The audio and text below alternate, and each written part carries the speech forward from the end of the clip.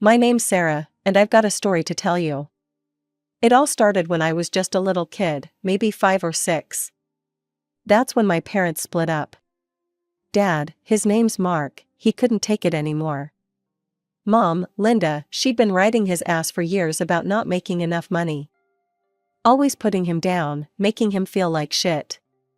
I remember this one time, Dad came home excited about a promotion at work. He was grinning from ear to ear, proud of himself for once. Mom just looked at him and said, "That's it? I thought you'd finally gotten a real job." The light just went out of his eyes. It was like watching someone deflate. So yeah, Dad left. Can't say I blame him now, looking back. But at the time, it felt like my whole world was falling apart. Mom, though? She saw an opportunity. Mom figured out pretty quick that being a poor, abandoned single mother could get her a lot of perks. At work, she'd lay it on thick with her boss. "I'm so sorry I'm late again, Mr. Johnson," she'd sniffle. Sarah was sick, and with no one to help. Mr. Johnson would pat her hand and tell her not to worry. Meanwhile, I was perfectly fine, spending the morning watching cartoons while Mom did her hair and makeup. Family gatherings were the worst. Mom would hold court, dramatically recounting how Dad had left us with nothing. I'd squirm in my seat, uncomfortable with the lie, but not daring to speak up. Even at that age, I knew better than to contradict Mom in public. What no one knew was that Dad was sending money every month. Child support, he called it. Mom would scoff when the checks came in. "Look at this, Sarah," she'd say, waving the paper in my face. "Your father thinks this pittance is enough to raise a child on. Pathetic." I didn't know how much it was supposed to be. All I knew was that it made Mom angry, and when Mom was angry, life got harder for me. As the years went by, I started noticing things. Like how Mom would look at me sometimes, her eyes narrowing like she was seeing something she didn't like. Later, I realized it was because I looked too much like Dad. It brought back memories for her, and not the good kind. But she kept me around. I was useful, you see. The picture of the struggling single mom and her brave little girl was too good to pass up. It got her sympathy, special treatment, even some government assistance. Then, when I was about 10, everything changed again. Mom met Richard. Rich, successful Richard. Suddenly, being a struggling single mom wasn't so appealing anymore. No, now she had a new image to cultivate. The devoted wife of a prominent businessman. And I didn't fit into that picture so well. It started small at first. Mom would forget to wash my clothes, leaving me with nothing clean to wear to school. I'd show up in wrinkled, stained outfits, my face burning with shame as the other kids whispered and pointed. Then came the food situation. Mom would cook these elaborate meals for her and Richard, filling the house with mouth-watering smells. But when I'd come to the table, she'd frown. "Oh, Sarah, I'm sorry. I didn't make enough for 3. Why don't you make yourself a sandwich?" I'd retreat to the kitchen, my stomach growling as I slapped together a peanut butter and jelly sandwich. Through the door, I could hear Mom and Richard laughing, the clink of wine glasses a stark contrast to my meager meal. The worst was when she started messing with my schoolwork. I'd spend hours on an assignment, only to have it disappear the next morning. I'd show up to class empty-handed, stammering excuses to my teacher. My grades started to slip, and the teachers began giving me concerned looks. Through it all, Richard remained oblivious. He was always buried in his work, and when he wasn't, his attention was solely on Mom. She'd simper and coo at him, playing the part of the adoring wife. "Richard, darling, you work so hard," she'd say, massaging his shoulders. "You deserve to relax." He'd smile up at her, completely under her spell. "What would I do without you, Linda?" Things got even worse when Mom announced she was pregnant. Richard was over the moon, and Mom milked it for all it was worth. "The doctor says I need plenty of rest," she'd tell me, lounging on the couch. "Be a dear and tidy up the house, won't you?" I'd spend my afternoons cleaning while Mom napped or chatted with her friends on the phone. When Richard came home, she'd struggle to her feet, one hand on her barely there bump. "Oh, honey, I'm so tired," she'd sigh. "Growing a baby is hard work." Richard would rush to her side, all concern. "Sit down, my love. Sarah, bring your mother some water." As the months wore on, I felt more and more isolated. At school, I withdrew from my friends, too embarrassed to invite them over. At home, I was little more than a servant, expected to cater to Mom's every whim. One night, as I lay in bed listening to Mom and Richard cooing over nursery designs, something in me snapped. I couldn't do this anymore. I needed out. With shaking hands, I pulled out my phone and did something I'd never dared to do before. I called my dad and told him everything. The neglect, the mind games, the constant feeling of being unwanted. Dad listened in silence, only the sound of his breathing telling me he was still there. When I finally ran out of words, there was a long pause. "Pack your bags," he said at last, his voice hard. "I'm coming to get you." The next morning, I woke up early, my heart pounding with a mix of excitement and fear. I had already packed my bags the night before, unable to sleep from anticipation. As I dragged my suitcase down the stairs, I heard Mom's voice from the kitchen. "Going somewhere, Sarah?" I froze, expecting a confrontation. But when I turned, I saw Mom leaning against the doorframe, a strange smile on her face. She looked relieved. "I'm going to live with Dad," I said, my voice stronger than I felt. To my shock, Mom's smile widened. "Well, it's about time," she said, her tone almost cheerful. "Richard and I could use the extra space for the baby." Her words hit me like a slap, but before I could respond, I heard a car horn outside. Dad was here. Mom walked me to the door, that unsettling smile still in place. "Have a good life, Sarah," she said, practically shooing me out. As I walked to Dad's car, I glanced back. Mom stood in the doorway, looking frankly joyful as she waved goodbye. It was the happiest I'd seen her in years, and it was because I was leaving. Dad's apartment was small, but it felt more like home than anywhere I'd lived in years. However, we wouldn't be there for long. Over the next few months, I watched in awe as Dad's business took off like a rocket. It seemed like every week brought news of a new contract, a big client, or an expansion. Within a year, we were house hunting in the city's most exclusive neighborhoods. The house we ended up buying was nothing short of spectacular. 3 stories of modern architecture, with floor-to-ceiling windows and a backyard that looked like something out of a magazine. My room was bigger than our entire old apartment. While Dad worked long hours managing his now booming business, I threw myself into making our big house a home. I learned to cook gourmet meals, filling the place with amazing smells. I kept things tidy, managed the household staff, even started a vegetable garden in our spacious backyard. As the months passed, I watched Dad's hard work continue to pay off. His business kept growing, and with it, our lifestyle improved even more. I transferred to the most prestigious private school in the city. On my 16th birthday, Dad surprised me with a car. Not just any car, but a brand new luxury SUV. "Now you can drive yourself to school in style," he said, tossing me the keys. "And maybe run some errands for your old man?" As I settled into my new life, I thought about Mom less and less. She never tried to contact me, and I made no effort to reach out to her or any of my maternal relatives. The wounds were still too raw, the memories too painful. Instead, I focused on my studies. Years passed, and before I knew it, I was graduating college with honors. As I stood on that stage, accepting my diploma, I searched the crowd for Dad's face. He was there, beaming with pride, and for a moment, I forgot to breathe. This was what it felt like to be loved, truly and unconditionally. After the ceremony, Dad pulled me aside. "I've got something for you," he said, his eyes twinkling with excitement. He handed me a small box. Inside was a key. "It's for your new apartment. In the city center. Consider it a graduation gift." Tears welled up in my eyes as I hugged him fiercely. "Thank you, Dad, for everything. It had been a few years since I graduated from college.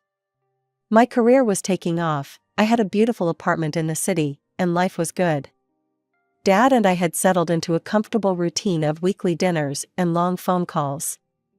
Everything was perfect. Until it wasn't.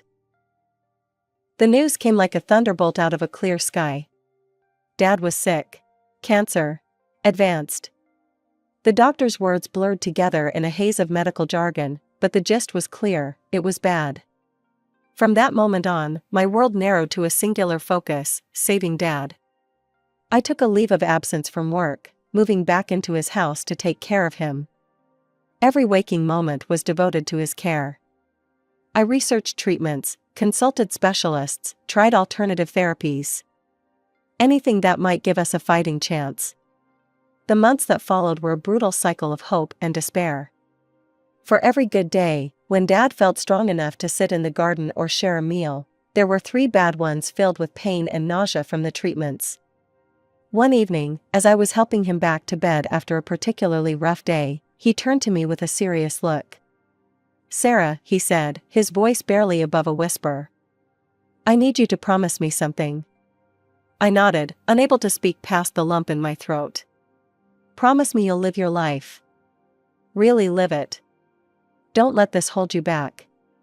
I wanted to argue, to tell him he was going to be fine, but we both knew better. So instead, I squeezed his hand and said, "I promise, Dad." He died 2 weeks later. I was holding his hand when he took his last breath, telling him how much I loved him, how grateful I was for everything he'd done for me. The next few days passed in a blur. I felt numb, going through the motions of arranging the funeral. There were so many details to handle: the casket, the flowers, the obituary. It all felt surreal, like I was planning an event for someone else. I was at the funeral home, trying to decide on music for the service, when my phone buzzed. Unknown number. I almost ignored it, but something made me answer. "Hello? Sarah? It's your mother." I nearly dropped the phone. After all these years of silence, she was calling now? "What do you want?" I asked, my voice cold. "I heard about Mark," she said, her voice softer than I remembered. "I'm so sorry, sweetie. I'd like to help. With the funeral arrangements, I mean." I wanted to hang up. To tell her to go to hell. But I was so tired, so overwhelmed. And a tiny part of me, a part one thought I'd buried long ago, yearned for a mother's comfort. "Okay," I heard myself say. "You can help." As I ended the call, I couldn't shake the feeling that I'd just opened a door I should have kept firmly shut. But with Dad gone, Mom was the only family I had left. Mom arrived at the funeral home an hour after our call, with my half-brother Thomas in tow. The kid was about 13 now, gangly and awkward. I watched as Mom fussed over him, straightening his tie, smoothing his hair. It was like a knife to the gut, seeing her shower Thomas with the affection I'd been denied my entire childhood. "What do you need me to do?" she asked. Despite my reservations, I put her to work. To my surprise, Mom turned out to be surprisingly helpful, managing the catering, arranging the flowers, dealing with the endless parade of well-wishers. The funeral itself was a blur. I remember standing there, numb, as people I barely knew came up to offer condolences. Linda stayed close, her hand occasionally touching my arm in what I suppose was meant to be a comforting gesture. It felt strange, this sudden maternal presence after years of neglect. After the service, as people were filing out of the cemetery, Linda approached me again. "Sarah, I know this might not be the best time, but I'd like to stay in touch. Maybe we could get coffee sometime?" I stared at her, this woman who had made my childhood a living hell, who had been thrilled to see me leave. But she was also the only family I had left. "Maybe," I said finally. "I'll think about it." To my surprise, Linda kept her word. In the weeks that followed, she called regularly, her voice always tinged with concern. "How are you holding up, sweetie?" she'd ask. "Is there anything you need?" At first, I was guarded, giving short, non-committal answers. But as the days wore on and the reality of Dad's absence set in, I found myself craving any kind of connection. Even if it was with Linda. Our conversation started simple enough. She'd ask about my job, my apartment, my friends. But gradually, her questions began to shift. "Your father's business," she'd say casually. "I hope it's not causing you too much stress. Mark always worked so hard." I'd deflect, changing the subject.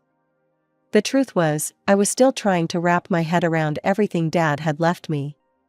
The company, the real estate portfolio, it was overwhelming. And something in me, some instinct honed by years of Linda's manipulations, told me to keep quiet about it. As weeks turned into months, Linda's hints became less subtle. "Thomas is looking at colleges," she mentioned during one call. "The tuition these days, it's just astronomical. I don't know how we're going to manage it." I made a noncommittal noise, my guard instantly up. Another time, it was, "Richard's had some setbacks at work. The economy, you know. It's hitting everyone hard." Each conversation seemed to circle back to money, to the struggles they were facing. And each time, I could feel the unspoken expectation hanging in the air. Despite my initial reservations, Linda's persistent displays of maternal affection began to wear down my defenses. Against my better judgment, I started providing small amounts of financial assistance. It started innocently enough, helping Thomas with his SAT prep courses, buying Linda a new laptop when hers broke down, even covering a month's rent when Richard's company went through a rough patch. "You're an angel, Sarah," Linda would gush. "I don't know what we'd do without you." Each time, I felt a warmth in my chest. Was this what it felt like to have a real family? Meanwhile, I threw myself into running Dad's company. I made his longtime deputy the director, staying on as the owner and reserving the right to make all important decisions.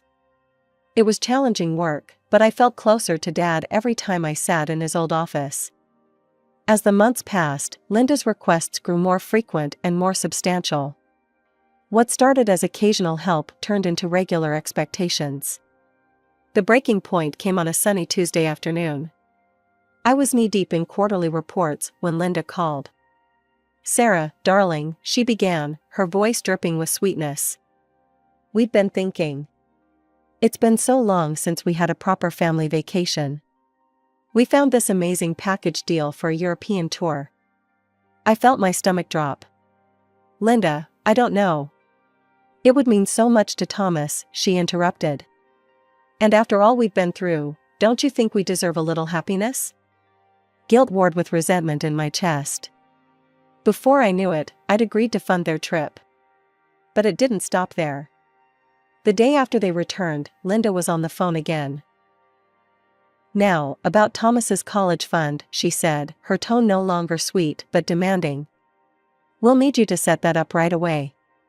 He's got his heart set on Princeton, you know." Something in me snapped. All the years of neglect, the emotional abuse, the manipulation, it all came rushing back. "No," I said, my voice shaking. "No more, Mom. I'm done." There was a pause, then Linda's voice came back, cold and hard. "After everything we've done for you? You ungrateful little scum. How dare you turn your back on your family?" I laughed, a bitter sound. "Family? You mean the mother who was thrilled to see me leave? The one who made my childhood a living hell?" The argument escalated quickly. Linda dropped all pretense of affection, hurling accusations and insults. I gave as good as I got, years of pent-up anger and hurt pouring out. "You're just like your father," she spat. "Selfish and cold-hearted." "Thank God for that," I shot back. "At least he loved me." The line went dead. I stood there, shaking, my phone clutched in my hand. The silence that followed was deafening. When the opportunity for a month-long business trip abroad came up, I jumped at it. A chance to get away, to clear my head.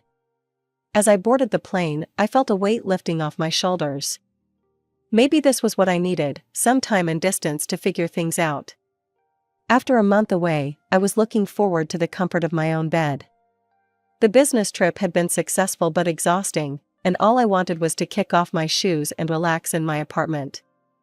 But as I turned the key in the lock, something felt off. The door swung open to reveal a completely different apartment.